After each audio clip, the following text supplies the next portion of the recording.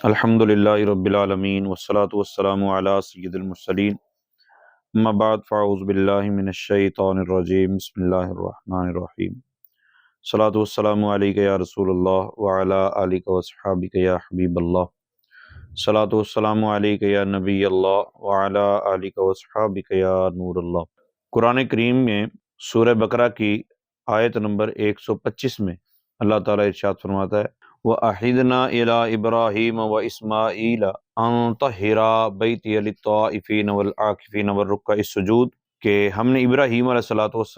اور اسماعیل علیہ الصلوۃ کو تاکید کی کہ میرے گھر کو خوب صاف ستھرا کر دیں، طواف کرنے والوں کے لیے، اعتکاف کرنے والوں کے لیے اور رکوع و سجود کرنے والوں کے لیے۔ آج کی ہماری گفتگو اعتکاف کے متعلق ہے۔ 1444 سن ہجری کا رمضان المبارک ہے۔ رسول پاک صلی اللہ تعالیٰ علیہ وآلہ وسلم کے بارے میں حضرت عائشہ صدیقہ رضی اللہ تعالیٰ عنہ فرماتی ہیں کہ سرکار دو عالم صلی اللہ تعالیٰ علیہ وسلم رمضان المبارک کے آخری عشرہ کا اعتکاف فرمایا کرتے ہیں۔ اچھا، ابتداء میں ایسا بھی ہوا کہ 10 دن پہلے اعتکاف کیا، پھر 10 دن اعتکاف کیا، پھر آخری 10 دن اعتکاف کیا، اور رسول پاک صلی اللہ تعالیٰ علیہ وآلہ وسلم نے یہ ارشاد بھی فرمایا کہ میں نے 10 دن اعتکاف کیا، پھر اگلے 10 دن اعتکاف کیا لیلۃ القدر کے حوالے سے، اور پھر آخری 10 دن ارشاد فرمایا مجھے بتایا گیا کہ شب قدر آخری طاق راتوں میں، تو جو میرے ساتھ اعتکاف کرنا چاہتا ہے وہ اعتکاف کر لے۔ صحیح مسلم کی روایت میں ہے کہ شب قدر آخری عشرے کے اندر ہے، تو جو میرے ساتھ اب اعتکاف کرنا چاہتا ہے کر لے۔ تو اس سے پتہ چلا کہ جہاں لوگ جس طرح امیر اہل سنت کی بارگاہ میں حاضر ہو کر یہ مختلف جگہوں پہ دعوت اسلامی کے زیر اہتمام مہینے کا اعتکاف کرتے ہیں، وہ بھی جائز اور درست ہے اور رسول پاک صلی اللہ علیہ وسلم کی سنت سے ثابت ہے۔ لیکن جو ریگولر اعتکاف ہے وہ رسول پاک صلی اللہ تعالیٰ علیہ وسلم آخری عشرے کا ہی کرتے تھے، اور نبی پاک صلی اللہ تعالیٰ علیہ وسلم ایک دفعہ آپ نے اعتکاف نہیں کیا تو اگلے سال پھر آپ نے ڈبل اعتکاف کیا۔ اچھا، معتکف کا اصل مقصد کیا ہوتا ہے؟ معتکف اصل میں اعتکاف کیوں کرتا ہے؟ چھٹی لے کے اس لیے بیٹھتا ہے کہ گھر کے کام کاج سے جان چھوڑ دے، یا اس لیے بیٹھتا ہے کہ باس کے تانے، باس کی باتیں نہ سننی پڑے؟ نہیں، علماء نے لکھا ہے کہ اعتکاف کی جہاں اور بہت ساری باتیں ہیں اور بہت ساری خوبیاں ہیں کہ بندہ انہماک کے ساتھ عبادت کر سکتا ہے، دنیاوی مشاغل سے بالکل کنارہ کش ہو کے اللہ تعالیٰ کے قرب میں جو چیزیں رکاوٹ بنتی ہیں وہ ساری دور کر کے اللہ تعالیٰ قرب حاصل کرنے کے لیے بیٹھ جاتا ہے۔ لیکن معتکف کے تمام اوقات جو ہوتے ہیں وہ نماز کے انتظار میں گزرتے ہیں، اور یہ بہت بڑی عبادت ہے۔ اشارتاً، کنایتاً، حقیقتاً، مجازاً وہ بندہ نماز کے انتظار میں ہی ہوتا ہے، انتظار کر رہا ہوتا ہے کہ میں نے بیٹھنا ہے اور اگلی نماز پڑھنی، پھر اس سے اگلی نماز پڑھنی، اس کے انتظار میں رہتا ہے، اور یہ فرشتوں سے مشابہت رکھتا ہے۔ نبی پاک صلی اللہ تعالیٰ علیہ وسلم کا ایک ارشاد گرامی المعجم الاوسط کے اندر ہے، ارشاد میں جو شخص اللہ تعالیٰ کی رضا و خوشنودی کے لیے ایک دن کا اعتکاف کرتا ہے، اللہ تعالیٰ اس بندے اور جہنم کے درمیان 3 خندقیں حائل کر دے گا، اور ہر خندق کی مسافت یعنی اس کی دوری، رکاوٹیں 3 رکاوٹیں حائل کر دے گا، اور ہر رکاوٹ کی چوڑائی کتنی ہوگی؟ یہ رسول پاک صلی اللہ علیہ وسلم نے ارشاد میں مشرق کے اور مغرب کے درمیان میں جو فاصلہ اس سے بھی زیادہ ہوگا۔ پھر جامع صغیر کی ایک روایت ہے، نبی پاک صلی اللہ علیہ وسلم نے ارشاد فرمایا جس نے ایمان کے ساتھ اور ثواب حاصل کرنے کی غرض سے اللہ تعالیٰ کو راضی کرنے کی نیت سے اعتکاف کیا، پچھلے سارے گناہ معاف کر دیے جائیں۔ اچھا، بعض لوگ پوچھتے ہیں جی وہ صغیرہ گناہ معاف کیے جائیں گے یا کبیرہ؟ تو میرے پیارے، جو بندہ اللہ تعالیٰ کی یاد میں بیٹھا ہے، خلوص دل کے ساتھ بیٹھا ہے اور توبہ تائب ہو کر بیٹھا ہے، اس کے صغیرہ کبیرہ سارے اللہ تعالیٰ معاف فرما سکتا ہے۔ اچھا، پھر یہ سوال ہے کہ حقوق العباد یا حقوق اللہ؟ حقوق اللہ تو کنفرم ہے نا، حقوق العباد میں بھی اگر اس کی طرف سے کوئی رکھنا اندازی نہیں ہوگی، وہ بد دیانت نہیں ہوگا، تو اللہ تعالیٰ اس کے لیے حقوق العباد کا بھی معاملہ آسان فرما دے گا، وگرنہ جو لوگ زندہ ہیں جن کے حقوق تلف کیے ان سے معافی تو مانگنی ہے نا۔ نبی پاک صلی اللہ تعالیٰ علیہ وآلہ وسلم کے 2 فرامین اعتکاف کے حوالے سے آپ سماعت کیجئے۔ شعب الایمان کی حدیث نمبر 3966 ہے، جس نے رمضان المبارک میں 10 دن اعتکاف کر لیا گویا اس نے 2 حج اور 2 عمرے کیے۔ اور دوسرا فرمان سنن ابن ماجہ شریف کی حدیث نمبر 1781 میں اعتکاف کرنے والا گناہوں سے بچا رہتا ہے اور اس کے لیے تمام نیکیاں لکھی جاتی ہیں جیسے ان کے کرنے والے کے لیے ہوتی ہیں۔ اس کا مطلب یہ ہے کہ جو نیکیاں یہ مسجد میں بیٹھنے کی وجہ سے نہیں کر پاتا وہ بھی اس کے لیے لکھ دی جاتی ہیں۔ شعب الایمان کی حدیث نمبر 3968 کے اندر موجود ہے کہ معتکف کو ہر روز ایک حج کا ثواب ملتا ہے، مگر اس میں یہ یاد رکھیے کہ معتکف کو ثواب تو ملتا ہے، مگر معتکف ایسا نہ ہو نا کہ اعتکاف کا صرف نام ہو، باقی کھانے پینے کے لیے بیٹھا ہو اور لوگ ادھر سے آ رہے ہیں ادھر سے آ رہے ہیں ادھر سے ملاقاتیں ہی ملاقاتیں چل رہی ہیں، تو یہ انداز ٹھیک نہیں ہے۔ اعتکاف کہتے کسے ہیں؟ اعتکاف کی تعریف کیا ہے؟ مسجد میں اللہ تعالیٰ کی رضا کے لیے اعتکاف کی نیت سے ٹھہرنا، یہ اعتکاف ہے، اور اس کے لیے مسلمان کا عاقل ہونا، جنابت اور حیض و نفاس سے پاک ہونا شرط ہے، یعنی حائضہ عورت اعتکاف نہیں بیٹھ سکتی، نفاس والی عورت اعتکاف نہیں بیٹھ سکتی، اور جنابت والا مرد بھی اعتکاف نہیں بیٹھ سکتا، مطلب وہ اس کو غسل کرنا ضروری ہے نا، تو غسل کرنے کے لیے وہ مسجد سے باہر بھی جا سکتا ہے۔ بلوغ شرط نہیں ہے، نابالغ بھی جو تمیز رکھتا ہے اگر بنیت اعتکاف مسجد میں ٹھہرے گا تو اس کا اعتکاف صحیح ہو جائے گا، مگر یہ یاد رکھیے کہ نابالغ بچہ بہت چھوٹے جو ہوتے ہیں ان کا نقصان زیادہ ہوتا ہے، اس لیے ان کو اعتکاف نہ بٹھایا جائے۔ اعتکاف کا لغوی معنی ہے جمع رہنا، جس طرح دھرنا دینا ہوتا ہے، مطلب یہ ہے کہ معتکف اللہ تعالیٰ کی بارگاہ عظمت میں اس کی عبادت پر کمر بستہ ہو کر ایک جگہ جم کر بیٹھا رہتا ہے، اس کی یہی دھن ہوتی ہے کہ کسی طرح اس کا پروردگار اس سے راضی ہو جائے۔ اعتکاف کی چند قسمیں ہیں، مطلب اعتکاف واجب بھی ہوتا ہے، اعتکاف سنت بھی ہوتا ہے، اور اعتکاف نفل بھی ہوتا ہے۔ اعتکاف واجب تو وہ ہوتا ہے کہ آپ نے کوئی اعتکاف کی منت مانی، ایسا بہت کم ہوتا ہے، اور دوسرا ہوتا ہے اعتکاف سنت۔ اچھا، سنت اعتکاف جو ہوتا ہے وہ سنت موقدہ علی الکفایہ ہوتا ہے، یعنی محلے میں سے کم از کم ایک بندہ تو مسجد میں جا کے اعتکاف کرے گا، ایک بندہ بھی کر لے باقی سارے بری ذمہ ہو جائیں گے، اور اگر ایک بھی نہیں کرتا تو سارے ہی سب سے پوچھا جائے گا کہ تم نے اس سنت پر عمل کیوں نہیں کیا، تو کرنا چاہیے۔ اچھا، جو سنت اعتکاف ہے اس کے لیے مغرب کے بعد آنا نہیں، بلکہ افطاری کا ٹائم شروع ہونے سے پہلے پہلے، غروب آفتاب سے پہلے پہلے بندے کو مسجد میں داخل ہو جانا چاہیے۔ اچھا، اس میں ایک اور سوال بھی آتا ہے سمجھ میں کہ خیمے لگانا ضروری ہے؟ خیمے لگانا ضروری نہیں۔ پھر یہ سوال ذہن میں آتا ہے، اچھا خیمہ لگانا سنت ہے، ٹھیک ہے، لیکن وہ اکیلا بندہ ہو یا تھوڑے بندے ہوں تو پھر خیمے، اگر زیادہ جمع غفیر ہے تو خیمے لگانا بھی ضروری نہیں ہے، کیونکہ تعداد زیادہ ہوتی ہے تو خیمے تھوڑے ہوں بندے تو لگا لینے چاہیے تاکہ کنفرم ہو جائے کہ یہ بندہ معتکف ہے یا لوگ اعتکاف بیٹھے ہوئے ہیں۔ اچھا، پھر سوال یہ ہے کہ اعتکاف کی نیت کیسے؟ نیت جو ہے نا دل کے پختہ ارادے کا نام ہے، آپ کس مقصد کے لیے آئے ہیں؟ آپ اللہ تعالیٰ کی رضا کے لیے رمضان المبارک کے آخری عشرے کا اعتکاف جو سنت اعتکاف ہے وہ کرنے کے لیے ہیں، تو یہ دل میں ہونا یہ ضروری ہے، تو باقی آپ زبان سے بھی کہہ رہے ہیں، کسی بھی زبان میں کہہ لیں، اردو میں، پنجابی میں، انگلش میں، عربی میں، تو وہ سارا درست ہے، بہتر ہے زبان سے کہہ لینا بھی۔ اور ایک ہوتا ہے اعتکاف نفل۔ اعتکاف نفل کا مطلب ویسے ہی بندہ جب مسجد میں داخل ہوتا ہے تو جا کے بندہ نویت سنت الاعتکاف، میں اعتکاف کی نیت کرتا ہوں، تو ثواب اس کو ملنا شروع ہو جاتا ہے اور بہت سارے فوائد ملتے ہیں۔ تو جو 20 تاریخ کو غروب آفتاب سے پہلے مسجد میں داخل نہیں ہوگا، ٹھیک ہے، اس کا سنت اعتکاف نہیں ہوگا، اس کا نفلی اعتکاف ہوگا۔ اس میں ایک اور چیز ذہن میں رکھنا کہ جو بندہ 20 تاریخ کو بیٹھا ہے یعنی غروب آفتاب سے پہلے پہلے وہ سنت اعتکاف کر رہا ہے، تو سنت اعتکاف کے لیے ضروری ہے کہ وہ جب رمضان المبارک ختم ہو جائے اور عید کا چاند نظر آ جائے تو نکلے، اس سے پہلے نکلے گا تو اعتکاف ٹوٹ جائے گا، گناہ گار ہوگا۔ لیکن جو نفلی اعتکاف کرتا ہے یعنی 20 کے بعد بیٹھتا ہے، آگے 21 کو آ جاتا ہے، 23 کو آ جاتا ہے، 25 کو آ جاتا ہے، 27 کو آ جاتا ہے، تو وہ نفلی اعتکاف ہے، وہ بھی بیٹھا رہے تو اچھا ہے، لیکن اگر وہ نکلتا ہے تو اس پر اس کی قضا لازم نہیں ہوگی۔ اچھا، قضا کے حوالے سے ایک بات بڑی قابل غور ہے، وہ یہ ہے کہ لوگ سمجھتے ہیں کہ شاید جتنے دن کا اعتکاف رہتا ہے اتنے دن کی قضا کرنی پڑے گی، بعض کی مجبوری ہو جاتی ہے، کوئی پریشانی بن جاتی ہے، اس کو اعتکاف توڑنا پڑ جاتا ہے، کسی کا روزہ ٹوٹ جاتا ہے تو ظاہر ہے جس کا روزہ ٹوٹ جائے گا اس کا اعتکاف ٹوٹ جائے گا، کیونکہ سنت اعتکاف کے لیے روزہ شرط ہے، تو اس کا اعتکاف بھی ٹوٹ جائے گا۔ ہاں، عورت کو حیض آ گیا تو بھی اعتکاف ٹوٹ جائے گا، چاہے وہ کسی وقت بھی ہے اس کا اعتکاف ٹوٹ جائے گا۔ نفلی اعتکاف والا ہے وہ کسی بھی وقت باہر جا سکتا ہے، لیکن یہ عام روٹین میں ایسا نہیں ہوتا، آپ اس کو بیٹھا ہی رہنے دیں تو یہ اچھا ہی ہے، اس کو نہ بھی بتایا جائے تو یہی بہتر ہوگا۔ ہاں، میں عرض یہ کر رہا تھا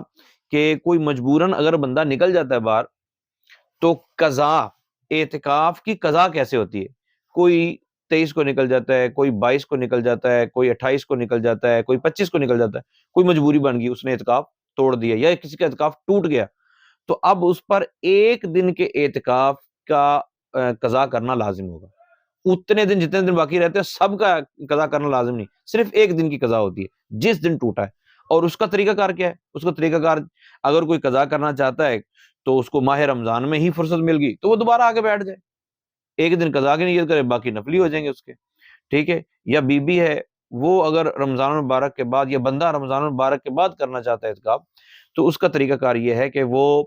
غروب آفتاب سے پہلے پہلے مسجد میں داخل ہو جائے۔ بی بی ہے تو وہ مسجد بیت میں داخل ہو جائے اعتکاف کرنے کی غرض سے غروب آفتاب سے پہلے پہلے، اور پھر ساری رات جائے اعتکاف پر گزارے، پھر دوسرے دن روزہ رکھے، اور پھر اگلے دن غروب آفتاب کے بعد وہاں سے نکل آئیں، تو یہ قضا ادا ہو جائے گی۔ اس نے جو اعتکاف توڑا تھا، ہاں توبہ طائب تو ہونا چاہیے، اگر جان بوجھ کے توڑا ہے تو، اگر مجبوراً ٹوٹا ہے تو پھر اللہ تعالیٰ معاف فرما دیتا۔ ایک سوال پھر یہ ذہن میں آتا ہے کہ عورت کو بھی جی مسجد میں اعتکاف بیٹھنا ہے، لیکن کون سی مسجد میں بیٹھنا چاہیے؟ بھائی مسجد میں بیٹھنا چاہیے، مگر مسجد کون سی؟ عورت کو مسجد بیت میں اعتکاف بیٹھنا ہے، جو گھر میں، عورت کو بھی مسجد میں ہی اعتکاف کرنا چاہیے، مگر کون سی مسجد میں کرنا چاہیے؟ وہ مسجد بیت۔ یعنی ہم نیا گھر بنائیں تو کوشش کریں اس کے اندر کوئی ایسی جگہ متعین کر دیں جہاں گھر کے افراد نماز پڑھیں گے، یہ بہت بہتر ہے، ٹھیک ہے۔ اور ہمارے کچھ دوست احباب نے ایسا کیا بھی ہے،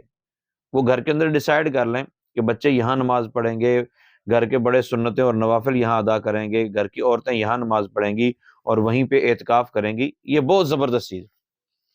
تو عورت کو مسجد بیت میں اعتکاف کرنا چاہیے، اور مرد کو مسجد میں۔ مرد گھر میں اعتکاف نہیں کر سکتا، اور عورت کو مسجد میں اعتکاف نہیں کرنا چاہیے، اس میں بہت ساری خرابیاں جو ہے وہ جنم لیتی ہیں، بہت سارے مسائل بن سکتے ہیں، اللہ تعالیٰ محفوظ فرمائے۔ اچھا، مسجد میں بیٹھ کر جی موبائل رکھ سکتے ہیں؟ تو مسجد میں بیٹھ کر موبائل اگر ضروری چیز ہے، کوئی مجبوری ہے تو رکھ سکتے ہیں، کوئی حرج نہیں ہے۔ لیکن اگر مسجد میں بیٹھ کے موبائل استعمال کرنا، اور موبائل بھی اس طرح استعمال کرنا ہے کہ مطلب یوٹیوب چلاتے رہنا ہے، یا فیس بک چلاتے رہنا ہے، یا لوگوں سے باتیں کرتے رہنا ہے، تو یہ درست نہیں ہے۔ شعب الایمان کی حدیث نمبر 2962 کے اندر ہے، سرکار دو عالم صلی اللہ تعالی وسلم نے فرمایا، لوگوں پر ایک ایسا زمانہ آئے گا کہ مساجد میں دنیا کی باتیں ہوں گی، تم ان کے ساتھ مت بیٹھو، کہ اللہ تعالیٰ کو ایسے لوگوں کی کوئی حاجت نہیں۔ ویسے تو وہ بے پرواہ ہے، مطلب یہ ہے کہ ان کے اعمال قابل قبول نہیں، ان کے بیٹھنے کا کوئی اجر و ثواب نہیں، اللہ تعالیٰ محفوظ فرمائے۔ تو موتقف کو چاہیے کہ وہاں فضول گفتگو کی بجائے قرآن پاک پڑھے، قرآن پاک کی بجائے ناظرہ قرآن پاک پڑھنے کے بجائے تفسیر صراط الجنان پڑھ لے، اگر یہ اس سے بھی آسان کرنا چاہتے ہیں تفسیر خزائن العرفان پڑھ لے، یعنی جتنا پڑھے اس کو سمجھ کر تفسیر کے ساتھ پڑھے، یہ زیادہ اجر و ثواب ہے، ٹھیک ہے۔ اور فضول گفتگو میں پڑھے گا، ادھر ادھر کی باتوں میں پڑھے گا، ہنسی مذاق میں پڑا رہے گا، یاد رکھیے کہ نبی پاک صلی اللہ علیہ وسلم نے ارشاد فرمایا، مسجد میں کھل کھلا کے ہنسنا، کاکا لگا لینا، یہ قبر میں اندھیرا لاتا ہے، اللہ محفوظ فرمائے۔ اچھا، پھر ایک سوال ہے کہ یہ جو معتکف ہوتے ہیں یہ چہرے پر کپڑا نہیں ڈال کے رکھتے، تو بھائی کپڑا ڈالنا ضروری نہیں ہے، بلکہ نماز کے وقت میں تو کپڑا اس طرح لٹکنا نہیں چاہیے کہ آدھا ادھر لٹکاؤ آدھا ادھر لٹکاؤ، ٹھیک ہے۔ بس آپ کے لب و لہجے سے پتہ چل رہا ہو کہ آپ معتکف ہیں، ٹھیک ہے۔ آپ بیٹھے ہوئے ہیں، آ کے کوئی آپ سے گپے مارنا شروع کر دے تو آپ منہ سے اشارہ کر دیں، ٹھیک ہے، اس کو آئیڈیا ہو جائے کہ آپ اعتکاف بیٹھے ہوئے ہیں۔ آپ اس سے بات نہیں کریں گے، وہ سلام کا جواب دے، وہ سلام کرے آپ جواب دے دیں،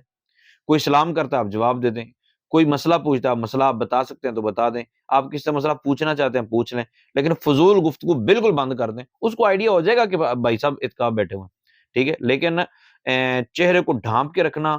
یہ ضروری نہیں ہے، ہاں عام طور پہ اگر کوئی ڈھانپ کے رکھتا ہے تو اچھی بات ہے، مگر نماز کے اندر وہ کیفیت نہیں ہونی چاہیے کہ وہ بالکل ڈھانپا ہوا اور باغ کپڑا ادھر ادھر لٹکاؤ، وہ بھی درست نہیں ہے۔ مسند ابی یعلا کی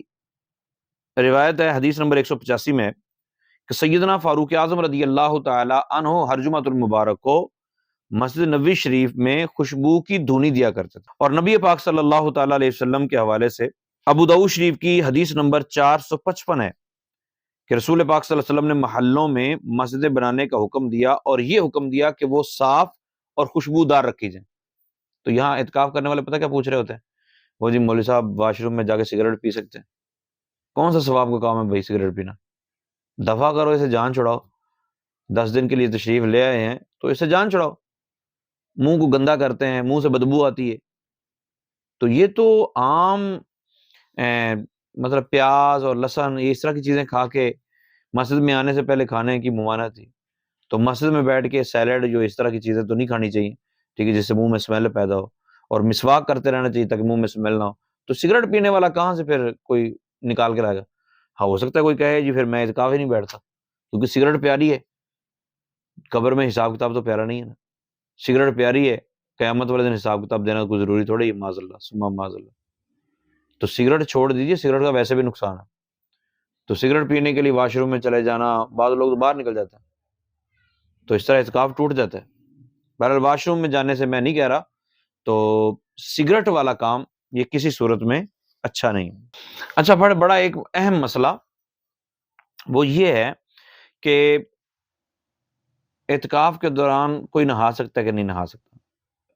تو مسجد بیت کے ساتھ تو فنائے مسجد نہیں ہوتی، مسجد بیت جو نہیں، گھر میں جو ڈکلیئر کیا جاتا ہے کہ یہ مسجد ہے، یہاں نماز پڑھنی ہے، یہاں اعتکاف بیٹھنا ہے، اس کے ساتھ تو واش روم نہیں ہوتا، نہ اس کو فنائے مسجد کی ضرورت ہوتی ہے۔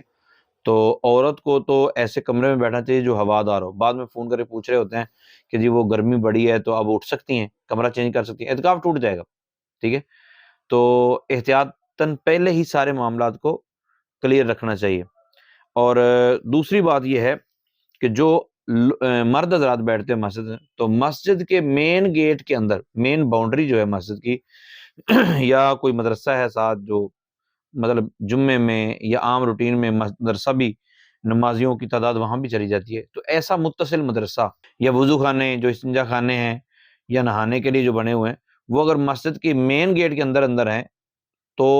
وہ مسجد اور فنائے مسجد ایک ہی حکم میں، اعتکاف کرنے والے کے لیے ایک ہی حکم میں۔ مطلب معتکف اگر فنائے مسجد میں جاتا ہے، وضو خانے پہ چلا جاتا ہے، یا جوتے والی جگہ پہ جاتا ہے، یا غسل خانے والی جگہ پہ چلا جاتا ہے، تو اس سے اعتکاف نہیں ٹوٹتا۔ اگر اعتکاف وہاں پہ نہیں ٹوٹتا تو انڈرسٹوڈ ہے کہ پھر وہاں جا نہانا بھی کوئی معیوب نہیں ہے۔ تو معتکف اگر مجبور نہیں ہے، یعنی کوئی اس کو عذر شرعی نہیں ہے، تب بھی جا کے نہا سکتا ہے اگر مسجد کے مین گیٹ کے اندر غسل خانے بنے ہوئے ہیں۔ اور اگر مسجد کے مین گیٹ کے اندر غسل خانے نہیں ہے بلکہ باہر نکلنا پڑتا ہے، تو پھر اس کا اعتکاف ٹوٹ جائے گا، صرف عذر کی حالت میں باہر جا سکتا ہے۔ اس طرح واش روم مطلب استعمال کرنا ہے استنجا کے لیے، تو استنجا کرنے کے لیے جانا ہے تو بھی صرف اس مقصد کے لیے جائے، سگریٹ پینے کے لیے استنجا کرنے نہ جائے۔ اگر سگریٹ پینے کی غرض سے کوئی باہر نکلا مسجد سے، ٹھیک ہے، اور استنجا خانے میں جا کے بیٹھا رہا کہ سگریٹ ختم ہوتی پھر چلتا ہوں، تو استنجا کرتے کرتے جتنی دیر لگتی ہے اتنی دیر بیٹھے گا تو جان چھوٹ جائے گی، لیکن اس سے زیادہ دیر اگر لگائی تو اعتکاف ٹوٹ جائے گا، ٹھیک ہے۔ فنائے مسجد کے حوالے سے کہ اعتکاف نہیں ٹوٹتا، مسجد محرام میں جانے سے بھی اعتکاف نہیں ٹوٹتا، وضو خانے اور استنجا خانوں پہ جانے سے اعتکاف نہیں ٹوٹتا، یہ میری بات نہیں ہے، مفتی امجد علی اعظمی رحمۃ اللہ تعالی علیہ صاحب بہار شریعت نے آپ کا جو فتاوی ہے، فتاوی امجدیہ، اس کے جلد نمبر 1 صفحہ نمبر 399 پر یہ فتویٰ موجود ہے کہ فنائے مسجد جو جگہ مسجد سے باہر اس سے ملحق ضروریات مسجد کے لیے، مثلا جوتا اتارنے کی جگہ، غسل خانہ وغیرہ، ان میں جانے سے اعتکاف نہیں ٹوٹے گا۔ اور مزید فرماتے ہیں فنائے مسجد اس معاملے میں حکم مسجد میں ہے، یعنی مصلی کی طرح ہی۔ اور اسی طرح مینارہ بھی فنائے مسجد ہے، اگر اس کا راستہ مسجد کی چار دیواری کے اندر ہو تو معتکف بلا تکلف اس پر جا سکتا ہے۔ مطلب بعض پہلے ہوتا تھا اوپر چھت پہ چڑھ کے اذانیں دی جاتی تھی، تو اب مسجد کے ساتھ جو حجرہ بنا ہوتا ہے اسی حجرے میں جا کے اذان دینی ہوتی ہے، تو معتکف جا سکتا ہے، کوئی حرج نہیں ہے۔ سیدی اعلیٰ حضرت فاضل بریلوی رحمۃ اللہ تعالی علیہ فتاوی رضویہ شریف کے حوالے سے بھی موجود ہے۔